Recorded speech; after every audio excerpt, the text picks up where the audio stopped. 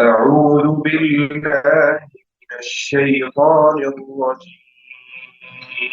إنما المؤمنون الذين آمنوا بالله ورسوله وإذا كانوا معه على أمر جامع وإذا كانوا معه على أمر جامع لم يذهبوا حتى يستأذنوه.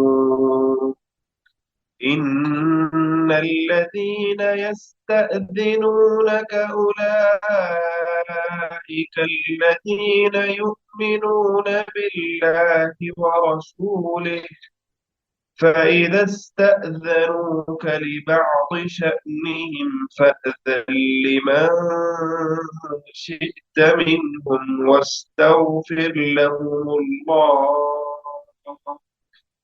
إن الله غفور رحيم. لا تجعلوا دعاء الرسول بينكم كدعاء بعضكم بعضا، قد يعلم الله الذين يتسللون منكم لواذا، فليحذر الذين يخالفون عن أمره أن تصيبهم فتنة أن تصيبهم فتنة أو يصيبهم عذاب أليم. ألا إن لله ما في السماوات والأرض، قد يعلم ما أنتم عليه، ويوم يرجعون إليه فينبئهم بما عملوا، والله بكل شيء عليم.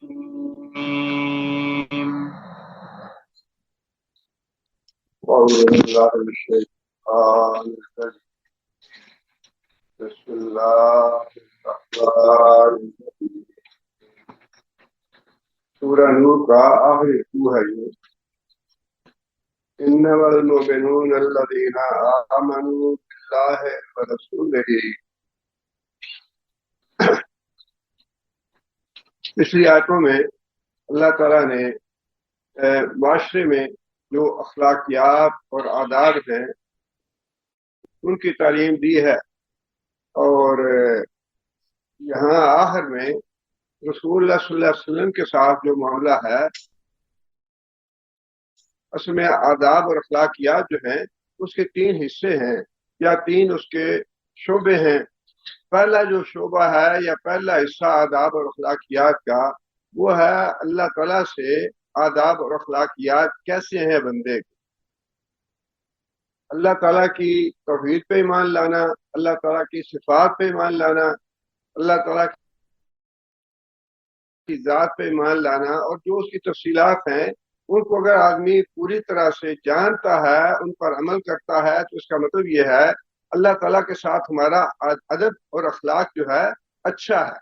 اور اگر اللہ تعالیٰ کی صفات اور اللہ تعالیٰ کی ذات اور اللہ تعالیٰ کی عبادات کے معاملے میں ہمارا عقیدہ درست نہیں ہے، تو اس کا مطلب یہ ہے کہ اللہ تعالیٰ کے ساتھ ہمارا ادب اور اخلاق جو ہے وہ درست نہیں ہے.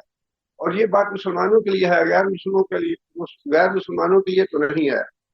دوسرا درجہ جو ہے نا ادب اور اخلاق کا، وہ ہے مسلمانوں کا نبی صلی اللہ علیہ وسلم کے ساتھ معاملہ کیسا ہے. اگر نبی صلی اللہ علیہ وسلم کے سارے حقوق ہم ادا کر رہے ہیں، نبی صلی اللہ علیہ وسلم پہ ایمان لانا، نبی صلی اللہ علیہ وسلم کی اطاعت اور فرمانبرداری کرنا، یہ سارے حقوق ادا کر رہے ہیں، تو اس کا مطلب یہ ہے کہ ہمارا ادب اور اخلاق نبی صلی اللہ علیہ وسلم کے ساتھ اچھا ہے. اگر ہم وہ پورے نہیں کر رہے تو اس کا مطلب یہ ہے کہ ہم ادب اور اخلاق کا تقاضے جو ہیں وہ پورے نہیں کر رہے. یہ جو تیسرا درجہ ہے کہ ہمارے آپس کے معاملات کیسے ہیں، یہ تیسرے درجے میں آتا ہے. کہ لوگوں کے ساتھ ہمارا ادب کیسا ہے، لوگوں کے ساتھ ہمارا اخلاق کیسا ہے، لوگوں کے ساتھ ہمارا سلوک، بول چال، رویہ یہ کیسا ہے، یہ تیسرے درجے میں آتا ہے۔ جب تک پہلے دو درجے جو ہیں یا پہلے دو حصے مکمل نہیں ہوتے، جب تک تیسرا درجہ بیکار ہے۔ پہلے دو درجے جو ہیں ان کا تعلق عقیدے کے ساتھ ہے، اور اس رکوع میں اللہ تعالیٰ نے نبی صلی اللہ علیہ وسلم کے ساتھ ہمارا ادب اور اخلاق کیسا ہونا چاہیے وہ بتایا ہے۔ سب سے پہلی بات تو اللہ تعالیٰ نے یہ فرمائی، انما المؤمنون الذین آمنوا باللہ ورسولہ۔ حقیقی مومن کون سے ہیں؟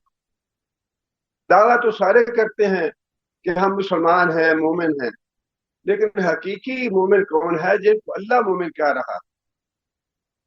اللہ فرماتا ہے کہ حقیقی مومن وہ ہیں جو اللہ کے رسول کی بات کو مانے۔ آمنوا باللہ ورسولہ، اور یہ بات اللہ تعالیٰ نے اس سے پہلے سورہ نساء میں بھی ارشاد فرمائی ہے، یا ایھا الذین آمنوا آمنوا باللہ ورسولہ۔ ایماندار لوگ یا مومن لوگ جو ہیں انہیں کو مخاطب کر کے اللہ تعالیٰ نے یہ بات ارشاد فرمائی ہے، یا ایھا الذین آمنوا، اے لوگوں جو ایمان لائے ہو، آمنوا باللہ ورسولہ، دل سے ایمان لاؤ اللہ کے رسول کی۔ جو بات اللہ کا رسول کہتا ہے اس کو مانو۔ اگر ایک انسان اللہ کے رسول کی بات کو مانتا نہیں ہے، ویسے کلیم کرتا ہے کہ میں مسلمان ہوں، اس کے کلیم کا تو اعتبار نہیں کیا جائے گا۔ اصل بات تو ہے کہ وہ فی الواقع اللہ کے رسول کی اطاعت اور فرما برداری بھی کرتا ہے یا نہیں کرتا۔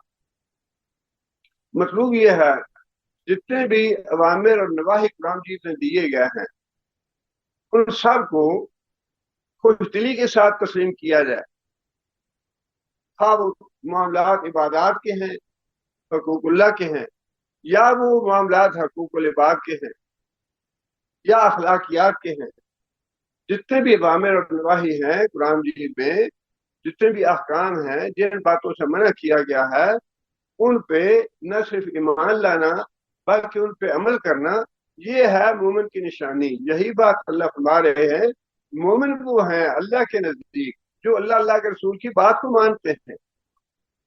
جب انسان کے عمل کا معاملہ آئے تو انسان ہیلے اور بہانے تراشنے شروع کر دے اور تو جہاد کرنی شروع کر دے اور ادھر ادھر کی باتیں کرے، تو وہ تو ایمان نہیں ہے۔ ایمان تو وہ ہے کہ انسان بلا چنو چرا بات مانے۔ آمنوا باللہ ورسولہ، آمنو مومن وہ ہیں جو فی الواقع اللہ کے رسول کی بات کو مانتے ہیں، ایمان لاتے ہیں دل سے۔ وَإِذَا كَانُوا مَعَهُ عَلَىٰ أَمْرٍ جَامِعٍ، اور یہ ادب ہے نبی صلی اللہ علیہ وسلم کا کہ جب نبی صلی اللہ علیہ وسلم لوگوں کو بلائیں کسی اجتماعی معاملے کے لیے، خواہ وہ جہاد کا معاملہ ہے یا زکوٰۃ وصول کرنے کا معاملہ ہے یا کوئی اور معاملہ ہے، کسی بھی معاملے کے لیے مشورہ کرنے کے لیے اللہ کے رسول بلائیں لوگوں کو، تو لم یذهبوا حتی یستأذنوہ، تو وہ اس معاملے میں نبی صلی اللہ علیہ وسلم کی اجازت کے بغیر ادھر ادھر نہیں ہوتے جب تک اللہ کا رسول اجازت نہ دے۔ بڑی اہم بات ہے یہ۔ اب نبی صلی اللہ علیہ وسلم تو فوت ہو چکے، دنیا سے جا چکے ہیں۔ اب یہ معاملہ جو ہے، یہ حکم ہے، یہ ہر اس آدمی کے لیے ہے جو مسلمانوں کے اجتماعی معاملات کا ذمہ دار، کسی جماعت کا کوئی امیر ہو، حتیٰ کہ جو اپنے سے بڑا ہے، استاد ہے یا مکتب کا مدیر ہے یا والد ہے، کسی بات کے لیے بلاتا ہے اپنے بیٹے کو یا اپنے عامل کو یا کسی کو بھی، اپنے شاگرد کو بلاتا ہے اور اس سے کوئی مشورہ کرنا چاہتا ہے، کوئی بات کرنا چاہتا ہے، تو ادب یہ ہے کہ جب تک اجازت نہ لے لے واپس نہ جائے۔ البتہ اپنی مرضی سے اگر کوئی آتا ہے، نبی صلی اللہ علیہ وسلم کے پاس بھی آدمی آتے تھے اپنی مرضی سے ملنے کے لیے، اس صورت میں یہ حکم نہیں ہے کہ تم اجازت بھی لے کے جاؤ۔ اگر ایک آدمی آتا ہے اپنی مرضی سے ملتا ہے، سلام دعا کرتا ہے، اس کے چلا جاتا ہے، کوئی حرج کی بات نہیں۔ لیکن جب بلایا جائے کسی خاص کام کے لیے تو پھر جب تک انسان اجازت نہ لے لے تب تक वापस नहीं जाना चाहिए। और ये अदब बताया गया नबी सल्लल्लाहु अलैहि वसल्लम का कि नबी सल्लल्लाहु अलैहि वसल्लम से पहले इजाजत लो फिर वापस जाओ। इन्नल्लज़ीना यस्तादिनूना का उलाइकल्लज़ीना युमिनूना बिल्लाहि व रसूलिही, जो लोग इजाजत हासिल करते हैं नबी सल्लल्लाहु अलैहि वसल्लम से, ये वो लोग हैं जो वाकई ईमान लाए हैं अल्लाह और उसके रसूल पर। असल बात ये थी कि बाद मौके पर खास तौर पे गज़वा खंदक के मौका पे बड़ा सख्त मामला था। अल्लाह ताला ने खुद ये फरमाया कि तुम्हारे जो कलेजे हैं वो हलक पे आ गए। सारा पूरा आलम अरब जो है वो जत्था बन के इकट्ठा हो के मदीने पे हमलावर हो गया। और इस बात की उम्मीद नहीं थी कि इतना बड़ा लश्कर इकट्ठा हो जाएगा। और उस वक्त नबी सल्लल्लाहु अलैहि वसल्लम ने हज़रत सलमान फारसी रज़ी अल्लाह तआला अन्हु के मशरे पे खंदक खोदने का हुक्म दिया। अब जो मुसलमान थे वो तो बड़ी मेहनत के साथ और मुशक्कत के साथ करते रहे खंदक खोदने का काम, लेकिन जो मुनाफिक थे वो आते थोड़ी देर के लिए और फिर किसी न किसी बहाने खिस भी जाते। उस बारे में अल्लाह ताला ये बात इरशाद फरमाई कि जो मोमिन है वो तो अल्लाह के रसूल की इजाजत के बगैर नहीं जाते। अल्लाह के रसूल की इजाजत के बगैर जाने वाले लोग जो हैं वो ईमान वाले नहीं है। आगे फिर अल्लाह ताला ने ये बात भी इरशाद में, क्योंकि मामला रसूलुल्लाह सल्लल्लाहु अलैहि वसल्लम का ज़ाहिर है कि फसरीन ने वैसे वो बात तो लिखी है कि जो बड़े हैं अदब वाले लोग हैं, उस्ताद है, वालिद है, उनका भी मामला ऐसा होना चाहिए। लेकिन इसके बावजूद नबी सल्लल्लाहु अलैहि वसल्लम का मामला जो है वो बहरहाल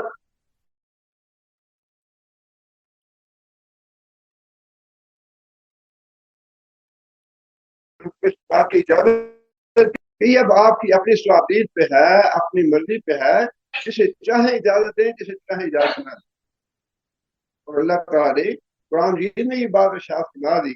इससे पता चलता है कि रसूलुल्लाह सल्लल्लाहु अलैहि वसल्लम की अल्लाह ताला की जात के बाद नबी सल्लल्लाहु अलैहि वसल्लम खुद अथॉरिटी है। नबी सल्लल्लाहु अलैहि वसल्लम उलमा ने लिखा है कि नबी सल्लल्लाहु अलैहि वसल्लम अगर किसी बात का हुक्म दे और कोई आदमी ये बात कहे कि इस हुक्म की कोई दलील लाओ, वो काफिर। इसलिए नबी सल्लल्लाहु अलैहि वसल्लम खुद दलील है। नबी सल्लल्लाहु अलैहि वसल्लम की जात मुबारक जो है वो खुद दलील है। अल्लाह के रसूल ने फरमाया, बस ये दलील है। जो आदमी अल्लाह के रसूल की बात पे दलील मांगे वो काफिर है।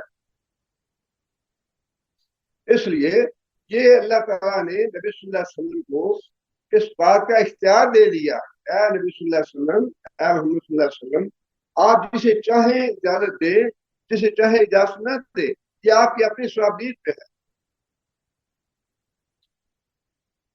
फादन लिमन शेता मिनहुम फस्तगफिर लहुमुल्लाह। और साथ ही ये बात भी इरशाद फरमा दी कि उनके लिए अल्लाह से माफी भी मांगना, जिनको इजाजत दो उनके लिए अल्लाह से माफी भी मांगना। क्या मतलब है इसका? मतलब इसका ये है, इजाजत तलब करने वाला जो है वो तो अपनी मजबूरी कह रहा है कि मेरी मजबूरी है, मुझे इजाजत दे दे। लेकिन अल्लाह के यहाँ मजबूरी है या नहीं ये अल्लाह जानता। बाद औकात इंसान ये कहता है, बड़ी इंसान मजबूरियां अपने लिए बना लेता है, अच्छा ये बड़ी मजबूरी होगी। अच्छा ये कोई साफ, अब मिसाल के तौर पे औरत के लिए सफर करना, उम्र का, हज का, महरम के बगैर ये मुमकिन नहीं है, मना है। अब अगर कोई बना ले जी, अच्छा ये कोई महरम तो है नहीं लेकिन फर्ज है औरत पे हज करना। अब हुक्म तो यही है ना कि अगर महरम साथ नहीं है तो ना करे, उस पर फर्ज नहीं है। अच्छा जी वो ग्रुप जा रहा है, औरतें हैं या फला बुजुर्ग के साथ जा रहे हैं तो वो उनके महरम है। ये जो चीजें हैं ये अपनी मजबूरियां हैं, अल्लाह की मजबूरी नहीं। हाँ, ये तस्वीर बनवाएंगे तो हजार आदमी जो है ना वो देखेंगे, लाखों तक पैगाम पहुंचेगा और तस्वीर देखने से अच्छा तसर मिलता है।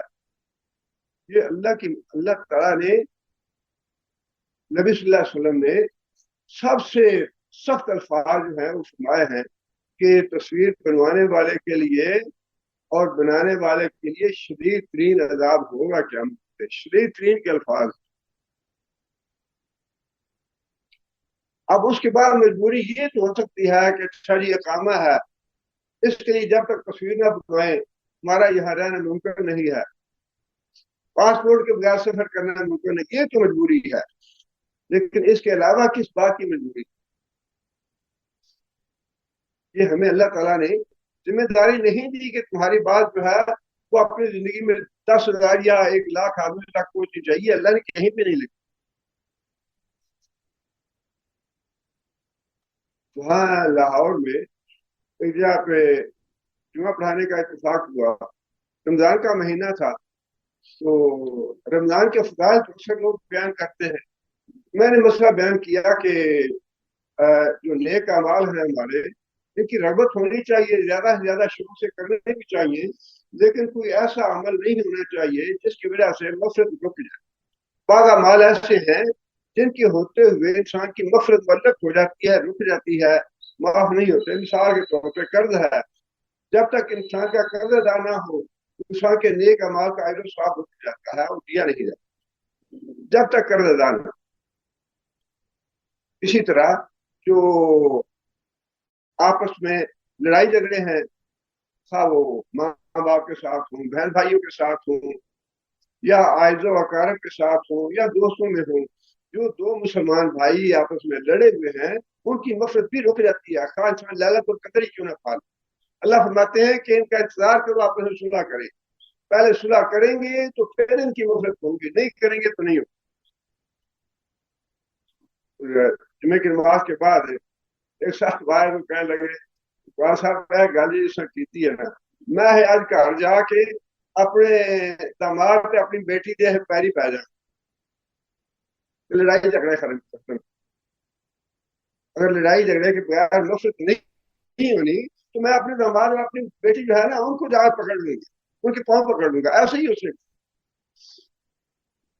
اب بات یہ ہے 1,000 آدمیوں تک بات پہنچے اور اثر کسی کو بھی نہ ہو، اس کی بجائے یہ اچھا نہیں ہے کہ ایک آدمی کو اثر ہو جائے۔ اگر وہ 100 آدمی ہے، 200 آدمی سننے والے، ان میں سے ایک آدمی کو بھی اثر ہو جائے، ایک آدمی کے بات دل میں بیٹھ جائے تو وہ ہزاروں لاکھوں سے زیادہ بہتر ہے۔ اور یہ بات اللہ کے رسول نے خود بھی ارشاد فرمائی، علی تمہاری بات سے ایک آدمی کو ہدایت مل جائے نا تو تمہارے لیے کو کافی، ایک آدمی کو۔ اللہ نے ٹھیکہ نہیں دیا کسی کو کہ ہزاروں تک تمہاری بات پہنچنی چاہیے، یا ویڈیو بناؤ اور اس کو پھیلاؤ اور لوگوں تک باتیں پہنچے، تمہارا دین پہنچے۔ اللہ کے رسول نے، اللہ تعالیٰ نے خود حضرت ابراہیم علیہ السلام کو گھر بنانے کا حکم دیا، گھر بنا لیا، فرمایا کہ ابراہیم تو اور لوگوں کو کہ حج کرو آگے۔ یا اللہ یہاں میری بات کون سنے گا؟ صحرا ہے، ڈیزرٹ ہے، کوئی بندہ نہیں ہے، کوئی سننے والا نہیں ہے، میری آواز کہاں تک جائے گی؟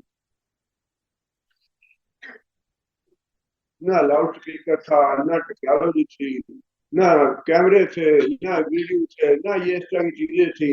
اللہ نے فرمایا کہ ابراہیم آواز دینا تمہارا کام ہے، بات پہنچانا تو میرا کام ہے، بلانا لوگوں کو لانا وہ میرا کام ہے، وہ تمہارا کام نہیں ہے۔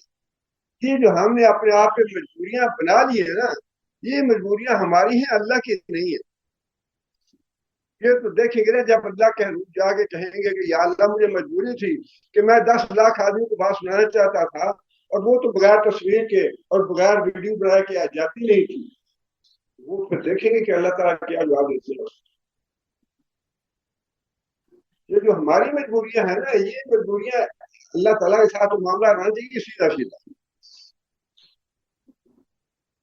جو مجبوری پھر واقعی جتنی مجبوری اللہ نے بتا دی نا کہ سور اتنا کھانے کی اجازت ہے جیسے تمہاری زندگی بات، اگر مر رہا ہے انسان اور کھانے کے لیے کوئی چیز میسر بھی نہیں ہے، اس حالت میں اجازت ہے کہ حرام چیز کھا لو اتنی جس سے تمہاری جان بچے۔ جتنی مجبوری کی اجازت ہے وہ اللہ نے دے دی، اب اگر اس سے زیادہ آدمی لیتا ہے تو پھر اس اجازت کو دے گا۔ اس لیے اللہ تعالیٰ نے یہ بات ارشاد ہے کہ اگر کوئی آدمی آ کے یہ کہتا ہے آپ سے یا رسول اللہ مجھے مجبوری ہے، گھر میں فلاں کام ہے، یا میرے گھر میں کوئی کام کرنے والا نہیں ہے تو مجھے اجازت دیں، اللہ نے فرمایا کہ آپ محمد صلی اللہ علیہ وسلم آپ جسے چاہے اجازت دیں، جسے چاہے اجازت نہ دیں، اور جس کو اجازت دیں اس کے لیے بھی اللہ سے معافی طلب کریں۔ اگر اس کی واقعی مجبوری نہیں تھی اور اس نے اپنے طور پہ مجبوری کہہ کے اجازت لے لی، تو پھر اللہ سے دعا کرو کہ اللہ اس کو معاف کرے۔ معاملہ بڑا سنگین، نبی صلی اللہ علیہ وسلم کا معاملہ جو ہے نا بہت سنگین ہے، کہ نبی صلی اللہ علیہ وسلم نے کوئی بات ارشاد فرما دی اور اس کے بعد انسان اس کو ایک کان سے سنے دوسرے سے نکال دے یا اس کی پرواہ نہ کرے، اس کی اجازت نہیں۔ فرمایا کہ اس کے لیے استغفار کرو، ان اللہ غفور رحیم، اور پھر اس کے بعد فرمایا کہ بخشنے والا اللہ ہے، گناہ کے لیے استغفار آپ کریں، اس کے لیے معافی اللہ سے طلب کریں، لیکن معافی آپ نہیں دے سکتے، معافی میں ہی دوں گا۔ معافی اللہ نے اپنے ہاتھ میں رکھی ہے۔ آگے پھر یہ بادشاہ فرمائی، یہ بھی نبی صلی اللہ علیہ وسلم کے ادب اور احترام کا ایک تقاضا ہے، لا تجعلوا دعاء الرسول بینکم کا دعائے بعضکم بعضا، لا تجعلوا، اور نہ سمجھو، نہ بناؤ، دعاء رسول، رسول کے بلاوے کو، بینکم آپس میں، کا دعائے بعضکم بعضا، جس سے تم ایک دوسرے کے بلاوا سمجھتے ہو۔ مطلب یہ کہ نبی صلی اللہ علیہ وسلم نے بلایا کسی کام کے لیے، کسی مشورے کے لیے بلایا کسی آدمی کو، نبی صلی اللہ علیہ وسلم کے بلانے کو ایسا نہ سمجھو جیسا تمہارے میں سے کوئی آدمی کسی کو بلا لیتا ہے اور پھر وہ آنا چاہے تو آ جائے، نہ آنا چاہے تو نہ آئے۔ فرمایا کہ نبی صلی اللہ علیہ وسلم کا بلانا جو ہے وہ کسی عام آدمی کے بلانے جیسا نہیں ہے۔ نبی صلی اللہ علیہ وسلم تو حق اور باطل میں فرق کرنے والے، جنتی اور جہنمی میں فرق کرنے والے، تو نبی صلی اللہ علیہ وسلم نے فرمایا کہ میری مثال جو ہے نا وہ ایسی ہے جیسا کہ ایک آدمی نے گھر بنایا اور گھر بنانے کے بعد اس میں کھانا تیار کیا، اور پھر اس کے بعد ایک آدمی کو، بلانے والے کو بھیجا کہ جاؤ لوگوں کو بلا کے لاؤ، اس گھر میں انٹر ہوں اور اس گھر میں آ کے کھانا کھائیں۔ فرمایا کہ وہ گھر بنانے والا اور کھانا بنانے تیار کرنے والا وہ تو اللہ کی ذات ہے۔ اللہ تعالیٰ نے جنت بنائی، جنت میں اللہ تعالیٰ نے نعمتیں رکھ دی۔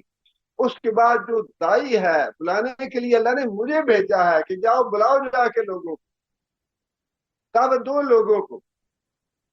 اور نبی صلی اللہ علیہ وسلم فرمایا کہ میری دعوت پہ، میرے بلانے پہ جس آدمی نے لبیک کہی، جو آدمی آ گیا، وہ گھر میں بھی انٹر ہوگا اور کھانا بھی کھائے گا، دونوں نعمتیں حاصل ہوں گی اس کو۔ جو میرے آنے پہ لبیک کہے گا اور میری پکار کو قبول کر لیا اس نے، وہ جنت میں بھی جائے گا، جنت کی نعمتوں سے بھی مستفید ہوگا۔ جس نے انکار کر دیا، میرے بلاوے پہ نہیں آیا، فرمایا کہ نہ وہ گھر میں انٹر ہو سکے گا، نہ وہ کھانا کھا سکے گا۔ اور اس حدیث کے آخر میں یہ بات ارشاد فرمائی کہ میں تو فرق کرنے والا ہوں جنتی اور جہنمی میں، حق اور باطل میں فرق کرنے والا ہوں۔ جو آدمی میرے بلاوے پہ لبیک کہے گا اور میری دعوت قبول کرے گا، وہ کامیاب ہو جائے گا، وہ فلاح پائے گا، وہ جنت میں چلا جائے گا۔ اور جس نے میری دعوت قبول نہ کی، میری پکار پہ نہیں آیا، تو وہ آدمی ناکام ہوگا، جہنم میں جائے گا۔ اس لیے فرمایا کہ نبی صلی اللہ علیہ وسلم اگر بلائیں تم کو، تو نبی صلی اللہ علیہ وسلم کے بلانے کو عام آدمی کے بلاوے جیسا نہ سمجھو۔ نبی صلی اللہ علیہ وسلم کے بلاوے پہ جو لبیک کہے گا، خوش دلی سے قبول کرے گا نبی صلی اللہ علیہ وسلم کی دعوت کو، وہ فلاح پانے والا ہے، وہی صحیح معنوں میں مومن ہے۔ اور جس نے غفلت کی اور جس نے پرواہ نہ کی، یا جس نے نبی صلی اللہ علیہ وسلم کی دعوت قبول نہ کی، انکار کر دیا آنے سے، وہ ناکام اور نابراد ہوگا۔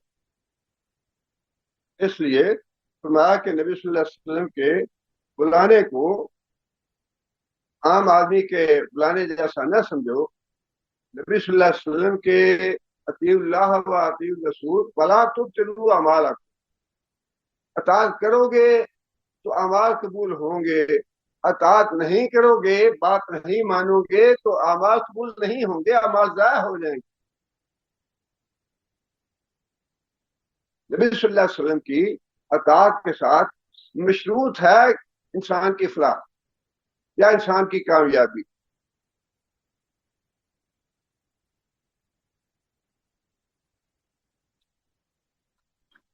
यहाँ पे उलमा ने एक और बात भी लिखी है कि इसका माना ये भी हो सकता है कि नबी सल्लल्लाहु अलैहि वसल्लम को जब बुलाना हो तो इस तरह ना बुलाओ जैसा तुम आपस में एक दूसरे को बुलाते हो। मतलब ये कि नबी सल्लल्लाहु अलैहि वसल्लम का नाम न लेके बुलाओ, ए मोहम्मद सल्लल्लाहु अलैहि वसल्लम, इस तो या मोहम्मद सल्लल्लाहु अलैहि वसल्लम, इसमें नबी सल्लल्लाहु अलैहि वसल्लम की गुस्ताही है। और ये तो आजकल भी रिवाज है, यहाँ पे आपको मालूम है कि आदमी को उसके नाम से बुलाएं तो वो इल फील करता है, उसकी कुनियत से बुलाएं तो वो अच्छा महसूस करता है। अबू अब्दुल्ला है या अबू अब्दुल रहीम है या अबुल कासिम है, नबी सल्लल्लाहु अलैहि वसल्लम की कुनियत है। और नबी सल्लल्लाहु अलैहि वसल्लम को कुनियत से बुलाना या नबी करीम सल्लल्लाहु अलैहि वसल्लम या अल्लाह के रसूल, ये अल्फाज जो हैं ये दुरुस्त हैं, इन अल्फाज से पुकारना चाहिए। लेकिन कोई ऐसा लफ्ज, ऐसा तरीका, ऐसा लहजा जिसमें नबी सल्लल्लाहु अलैहि वसल्लम की इज्जत और अदब और एहतराम ना हो, उससे मना किया गया। सूरह हुजरात में अल्लाह ताला ने काफिला आया था बाहर से और नबी सल्लल्लाहु अलैहि वसल्लम घर में आराम फरमा रहे थे। उन्होंने बाहर से आके आवाजें देनी शुरू कर दी, आ मोहम्मद बाहर आए, हमारी बात सुने आके, या मोहम्मद। अल्लाह ताला ने उस पर बड़ा सख्त मुआवजा फरमाया, फरमाया कि इन्नल्लज़ीना युनादूनका मिन वराइल हुजुरात अक्सरुहुम ला याकिलून,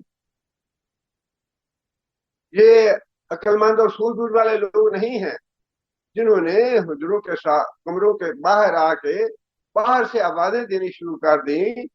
ये अक्लमंद लोग नहीं हैं।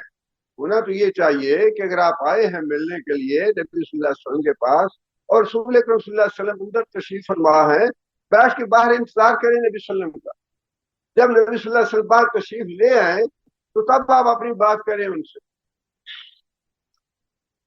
वलो अन्नहुम सबरू हत्ता तखरुजा इलैहिम, अल्लाह ताला ने खुद ये बात इरशाद फरमा दी, अगर तुम लोग सब्र कर लेते हत्ता कि नबी सल्लल्लाहु अलैहि वसल्लम खुद अपनी मर्जी से बाहर तशरीफ लाते, लकाना खैरुल लहुम, वो तरीका बेहतर था तुम्हारे लिए, बजाय इसके कि तुम बाहर आके नबी सल्लल्लाहु अलैहि वसल्लम को इस तरीके से आवाजें दो।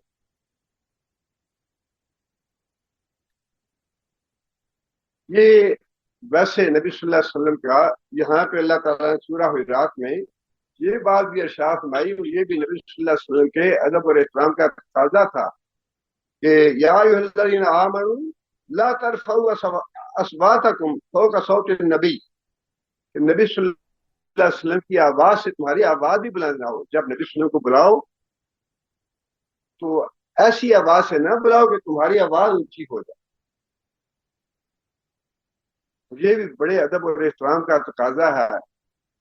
हजरत साबित बिन कैस रज़ियल्लाहु तआला अन्हु सहाबी थे, आवाज उनकी ऊंची थी कुदरती तौर पे। जब ये आयतें नाज़िल हुई तो वो घर में बैठ गया, नबी सल्लल्लाहु अलैहि वसल्लम के सामने आते नहीं थे। नबी सल्लल्लाहु अलैहि वसल्लम ने खुद दरियाफ्त किया कि क्यों नहीं आ रहे हो।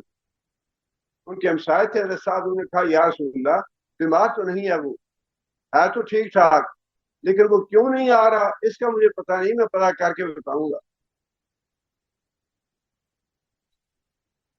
वो गए, जाके पता किया तो कहने लगे कि बात यह है कि अल्लाह ताला ने ये बात इरशाद फरमाई है कि नबी सल्लल्लाहु अलैहि वसल्लम की आवाज से जब उनको तुम बुलाओ या उनसे बात करो तो तुम्हारी आवाज ऊंची नहीं होनी चाहिए नबी सल्लल्लाहु अलैहि वसल्लम की आवाज, और मेरी आवाज तो वैसे ही ऊंची है।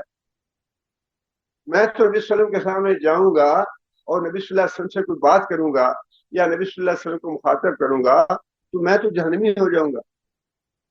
अल्लाह ने फरमाया कि तुम्हारी आवाज ऊंची ना हो वरना तुम्हारे अमाल जाया हो जाएंगे। तो नबी सल्लल्लाहु अलैहि वसल्लम ने फरमाया कि नहीं, जाके बताओ उसको कि वो जन्नतियों में से है। इतनी एहतियात सहाबा कराम करते थे। नबी सल्लल्लाहु अलैहि वसल्लम की मौजूदगी में एक काफिला आया ईमान लाने के लिए। ईमान ला, वापस जब जाने लगा तो नबी सल्लल्लाहु अलैहि वसल्लम ने उनमें से अमीर बनाना चाहा। तो मशा फरमाया नबी सल्लल्लाहु अलैहि वसल्लम ने, अमीर किसको बनाए? हजरत अबू बकर रज़ी अल्लाह तआला अन्हु, हजरत उमर रज़ी अल्लाह तआला अन्हु, दोनों के दरमियान इख्तिलाफ पैदा हो गया। हजरत अबू बकर ने कहा या रसूल अल्लाह फलां आदमी को अमीर बना दो। हजरत उमर ने कहा या रसूल अल्लाह नहीं, फलां आदमी फलां को अमीर बनाए। वो दोनों में तकरार शुरू हो गई। तकरार जब शुरू हुई तो आवाजें दोनों की ऊंची हो गई। और उस ये शान नज़ूल में ये वाकया भी लिखा है कि उसके बाद ये आते अल्लाह फरमाए कि नबी सल्लल्लाहु अलैहि वसल्लम की मजलिस में तुम्हारी आवाज नबी सल्लल्लाहु अलैहि वसल्लम की आवाज से ऊंची नहीं होनी चाहिए। जब ये आयतें नाज़िल हुई उसके बाद सहाबा कराम कहते हैं कि हज़रत उमर रज़ी अल्लाह तआला अन्हु इतना आहिस्ता से बात करते थे, इतना आहिस्ता बात करते कि नबी सल्लल्लाहु अलैहि वसल्लम को बार बार पूछना पड़ता कि क्या कह रहे हैं। इतनी आवाज पस्त कर लिया। और ये मामला जो है आवाज के मामले में भी नहीं है बल्कि मसाइल और अहकाम के मामले में भी इब्तिदा में ये बात ला तुक़द्दिमू बैन यदाइल्लाहि व रसूलिही, अल्लाह और अल्लाह के रसूल के अहकाम के अलावा तुम्हें कोई अपनी मर्जी से बात नहीं करनी चाहिए। शरीयत में अपनी मर्जी से कोई काम न करो। अपनी मर्जी से काम करोगे जो अल्लाह अल्लाह के रसूल ने नहीं बताया तो फरमा दिया कि अल्लाह के यहाँ वो गैर मकबूल होगा, कबूल नहीं। आगे फिर अल्लाह ताला ने ये बात इरशाद फरमाई, कद यअलमुल्लाहु अल्लज़ीना यतसल्ललूना मिनकुम लिवाज़न, अल्लाह ताला खूब जानता है उन लोगों को। ये मुनाफिकों की बात है। जैसे मैंने बताया आपको कि मुनाफिक जो थे थोड़ी देर के लिए आते संदूक खोलने के लिए और किसी न किसी बहाने पर निकल जाते, या कोई मुसलमान इजाजत ले लेता, उसके बहाने या उसकी आड़ में मुनाफिक पीछे हो जाते। अल्लाह ताला ये बात इरशाद फरमाए, फलयहज़रिल्लज़ीना क़द यअलमुल्लाहुल्लज़ीना, अल्लाह खूब जानता है उन लोगों को यतसल्ललूना मिनकुम, जो खिसक जाते हैं तुम में से, लिवादन किसी बंदे की आड़ में, कोई हिला बहाना कर। अब ये खिसक जाना जो है वो तो अमलन था। और मसाइल और अहकाम के मामले में भी अगर आदमी किसी हीले बहाने से नबी सल्लल्लाहु अलैहि वसल्लम के हुक्म से जान बचा ले उसका हुक्म भी यही है। ये जो दूसरे निकाह के लिए हलाला किया जाता है बाकायदा मनसूबा बंदी करके, ये बिल्कुल हीला है। ऐसा ही जैसा हीला अल्लाह ने यहाँ फरमाया ना कि किसी हीले बहाने से जो नबी सल्लल्लाहु अलैहि वसल्लम की आंख बचा के खिसक जाते हैं, नबी सल्लल्लाहु अलैहि वसल्लम के हुक्म की नाफरमानी करते हैं किसी हीले बहाने से, अल्लाह ने खूब जानता। कुरान मजीद का जो हुक्म है वो ये है कि अगर एक आदमी एक औरत को तलाक देता है और वो औरत किसी दूसरे शौहर से शादी कर लेती है, वो दूसरा शौहर या तो फौत हो जाए या वो भी किसी वजह तलाक दे दे, तो फिर ये औरत पहले शौहर से निकाह कर सकती है। लेकिन हो ये सारा कुदरती तौर पे, फितरी तौर पे, प्लानिंग से ना हो, मनसूबा बंदी से ना हो। अगर ये काम मनसूबा बंदी से किया जाए तो ये बिल्कुल हीला है, जैसा यहाँ अल्लाह ने कहा। हीले बहाने से ये भी जो मारती करनी चाहिए, अल्लाह ताला माफ करे। किस हद तक ये दुरुस्त है? ये जो हम कहते हैं कि तस्वीर से, वीडियो से ज्यादा लोगों तक बात पहुंचेगी और उसके मुकाबले में अल्लाह के रसूल की हदीस जो है शदीद अजाब वाली, उसको नजरअंदाज कर दिया जाए, फिर ये भी हिला बहाना ही बन गया।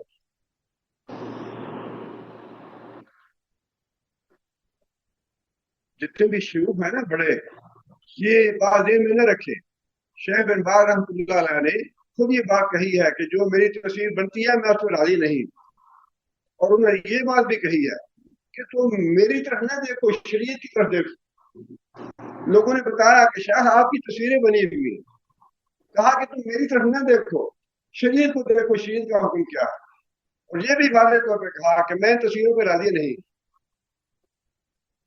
سارے شیوخ کی یہی بات، صالح بن اسمین ہے یا فوزان ہے، شیخ صالح فوزان نے تو بڑی وضاحت کے ساتھ کہا ہے کیمرے کی تصویر، ویڈیو کی تصویر ساری حرام۔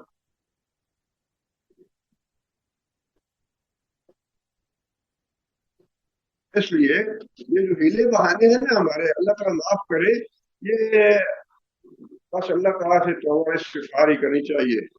ماں کے جو لوگ ہیلے بہانے سے اللہ کے رسول کی آنکھ بچا کے کھسک جاتے ہیں یا اللہ کے رسول کی نافرمانی کرتے ہیں، اللہ خوب جانتا ہے ان کو۔ فَلْيَحْذَرِ الَّذِينَ يُخَالِفُونَ عَنْ أَمْرِهِ أَن تُصِيبَهُمْ فِتْنَةٌ أَوْ يُصِيبَهُمْ عَذَابٌ أَلِيمٌ۔ یہ وارننگ ہے اللہ تعالیٰ کی طرف سے، بڑی سخت وارننگ۔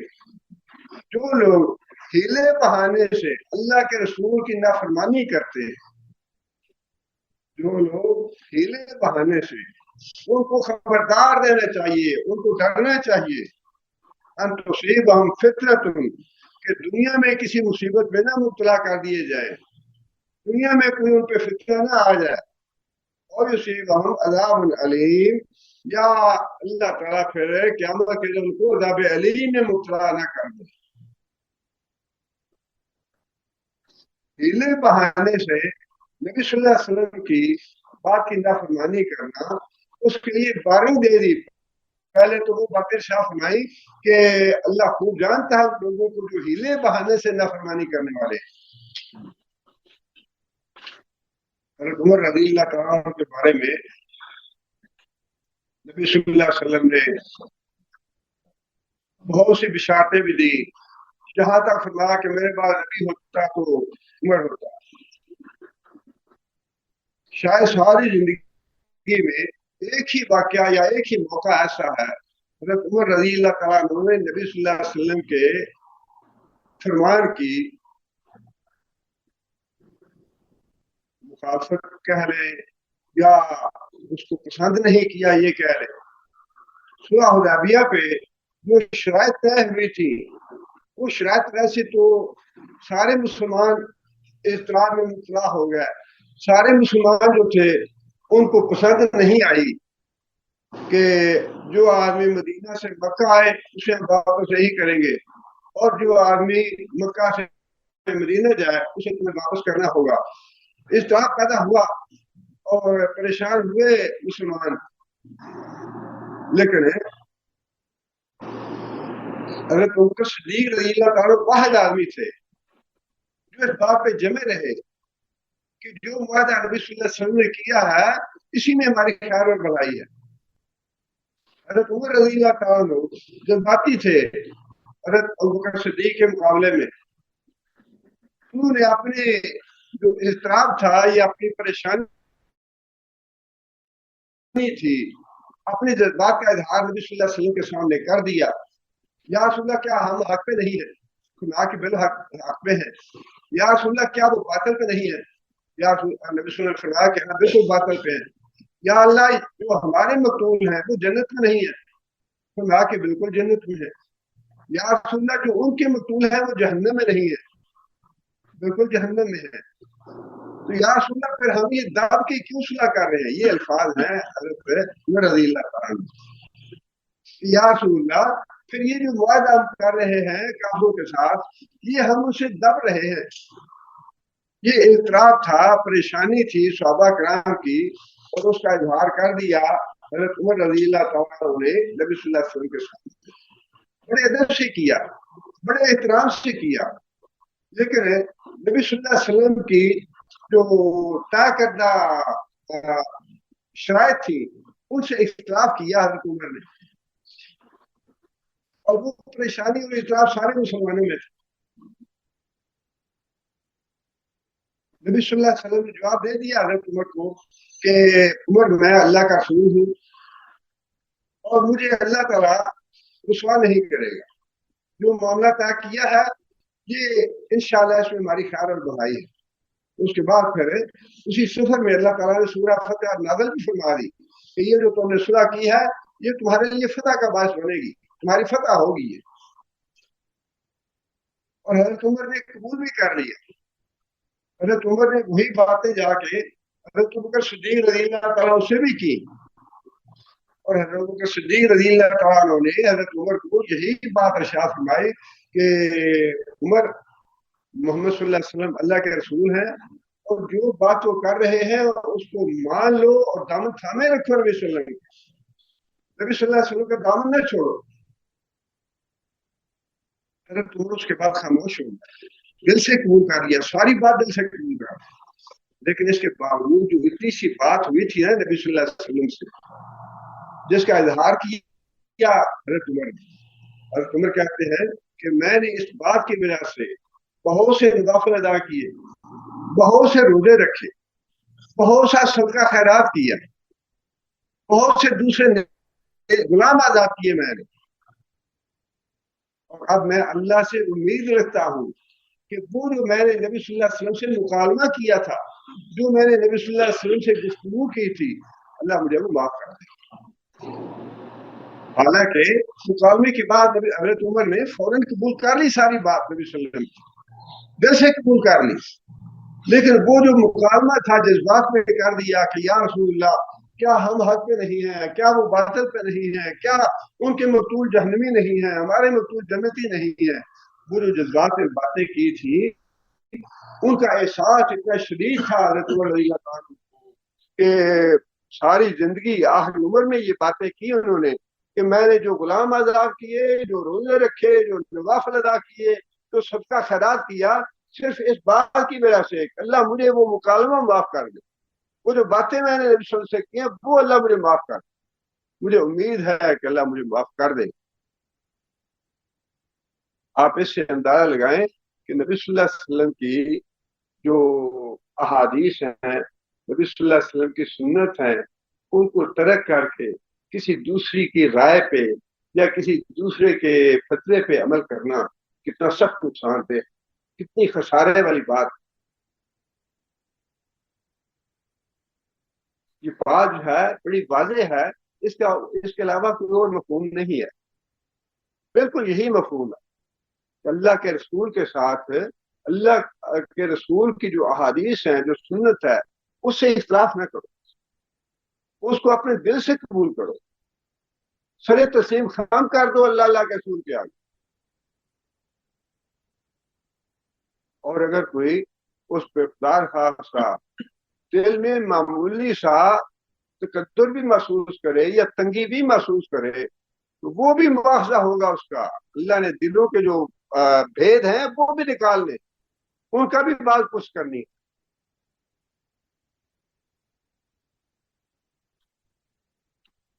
اور یہ جو فرمایا تصویروں فطرت, یہ ہے بات دنیا کے لیے کہ جو آدمی نبی صلی اللہ علیہ وسلم کی حکم کی مخالفت کرے گا یا نبی صلی اللہ علیہ وسلم کے حکم سے کسی بہانے سے بچنا چاہے, اسے ڈرنا چاہیے کہ دنیا میں اس پہ کوئی فتنہ نہ آ جائے. مفسرین نے لکھا ہے کہ یہاں پہ فتنے سے مراد ایمان سے محرومی ہے. نبی صلی اللہ علیہ وسلم کی حدیث یا سنت سے انحراف ایمان سے محرومی کا باعث بنے گی. یہ جو فرمایا نا کہ تو فتنہ آ جائے, یہ دنیا کے لیے ہے کہ دنیا میں تو ایمان سے محروم ہو کے مر نہ جاؤ. اور اگلی جو بات ہے وہ ہے آخرت کے لیے کہ اگر دنیا میں اللہ کی طرف سے پکڑ نہیں آتی تو پھر آخرت میں عذاب علیم تو ہے ہی, وہ تو اللہ نے حساب کر لینا.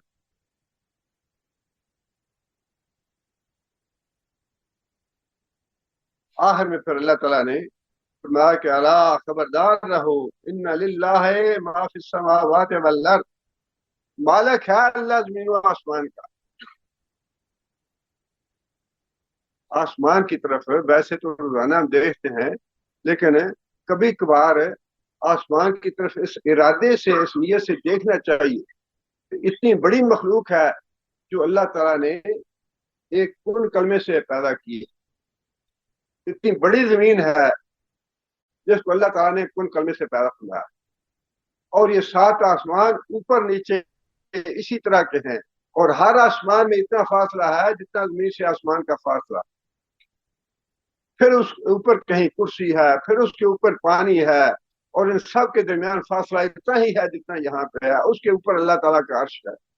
वहां पे अल्लाह ताला हर आदमी को मालिक है, अल्लाह ताला सारी कायनात का, और हर आदमी के अमाल को अल्लाह देख रहा है। यही बात अल्लाह ने फरमाई, कद यालमु मा अंतुम अलैह, मा अंतुम अलैह, जिस रवश पे, जिस तरीके पे तुम जिंदगी बसर कर रहे हो, अल्लाह जानता है। कितनी तुम अल्लाह अल्लाह के रसूल की इताअत कर रहे हो, कितना जज्बा है तुम्हारा कि अल्लाह के रसूल की हदीस है, अल्लाह के रसूल की सुन्नत है, बस इसको अपनाना है, फौरन ऐसा ही करना है।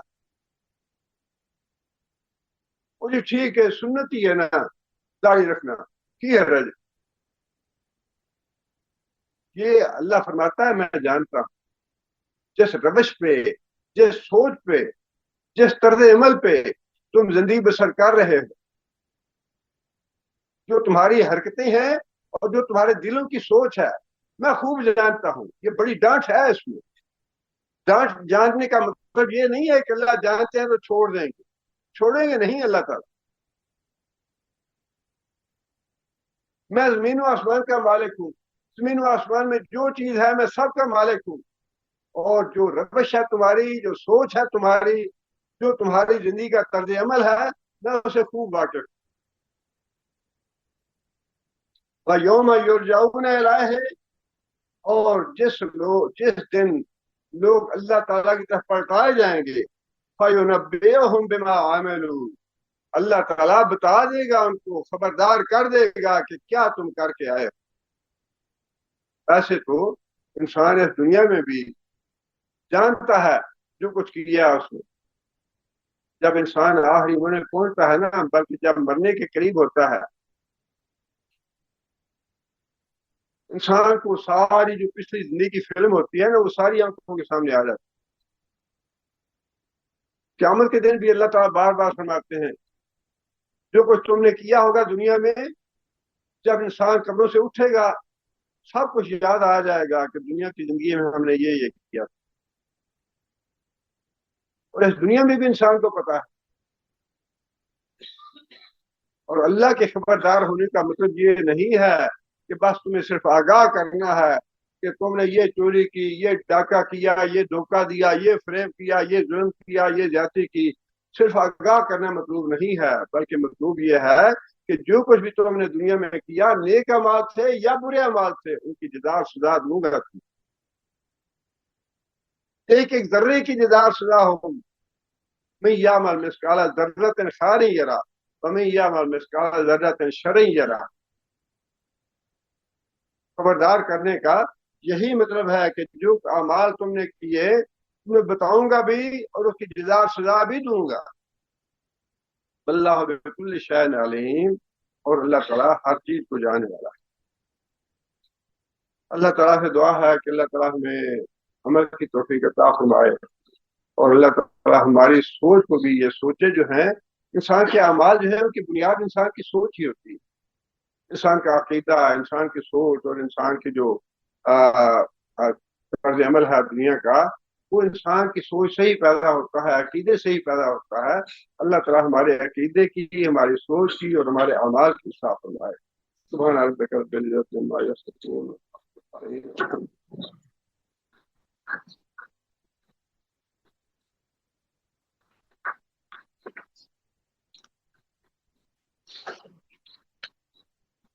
أعوذ بالله من الشيطان الرجيم. بسم الله الرحمن الرحيم. إنما المؤمنون الذين آمنوا بالله ورسوله وإذا كانوا معه على أمر جامع لم يذهبوا حتى يستأذنوا إن الذين يستأذنونك أولئك الذين يؤمنون بالله ورسوله وإذا استأذنوك لبعض شأنهم فأذن لمن شئت منهم واستغفر لهم الله إن الله غفور رحيم. لا تجعلوا دعاء الرسول بينكم كدعاء بعضكم بعضا قد يعلم الله الذين يتسللون منكم لواذا فليحذر الذين يخالفون عن أمره أن تصيبهم فتنة أو يصيبهم عذاب أليم. ألا إن لله ما في السماوات والأرض قد يعلم ما أنتم عليه ويوم يرجعون إليه فينبئهم بما عملوا والله بكل شيء عليم.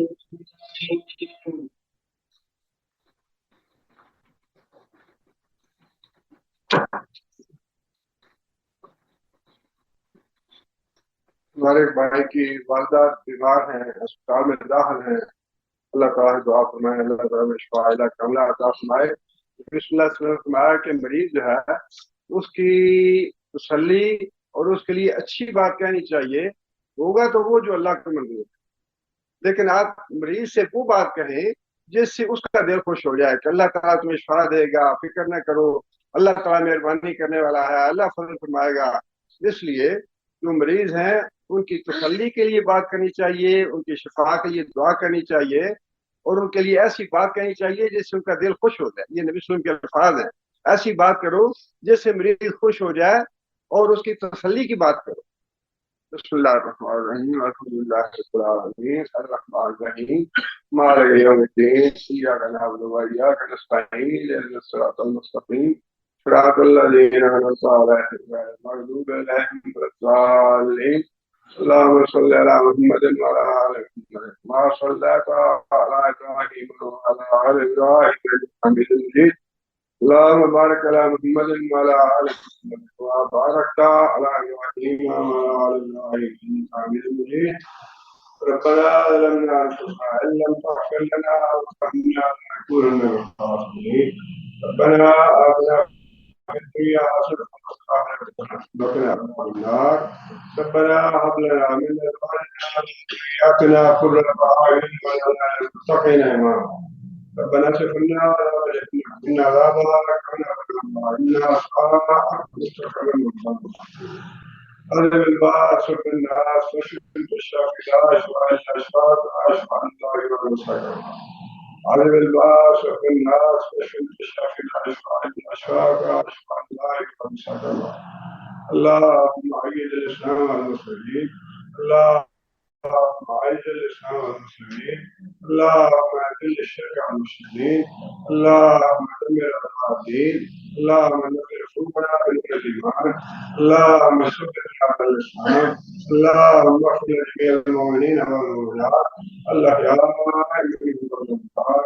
ربنا تقبل منا إنك أنت السميع العليم وتب علينا إنك أنت التواب الرحيم۔ سبحان ربك رب العزة عما يصفون وسلام على المرسلين والحمد لله رب العالمين۔